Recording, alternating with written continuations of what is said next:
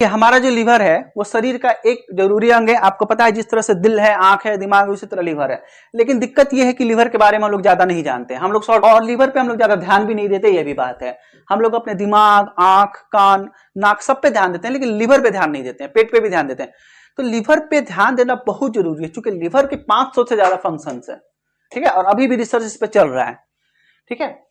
चलिए, तो लीवर के बारे में आदमी तब जानता है जब लीवर में कुछ समस्या हो जाता है, कोई बीमारी हो जाता है, तब पता चलता है कि भाई लीवर तो इतना जरूरी है।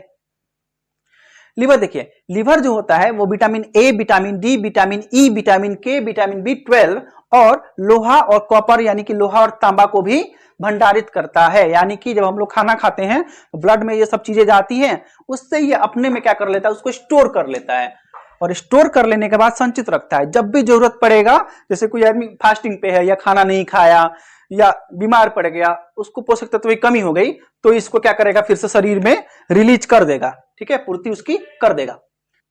इसके बाद है पित्त का उत्पादन। आप लोग को पता है जब हम लोग खाना खाते हैं और खाना जब हमारा आमाशय यानी कि स्टमक में जाता है तो वह अम्लीय हो जाता है, चूंकि स्टमक में हाइड्रोक्लोरिक एसिड होता है, ठीक है। हाइड्रोक्लोरिक एसिड इसलिए होता है ताकि खाने के साथ जितना बैक्टीरिया गया है वो मर जाए, ठीक है। तो अब इतना अम्लीय, बहुत स्ट्रॉन्ग अम्ल होता है हमारे स्टमक में, इतना स्ट्रॉन्ग होता है, इतना स्ट्रॉन्ग अम्ल खाने के साथ मिल गया तो भोजन अम्लीय हो गया।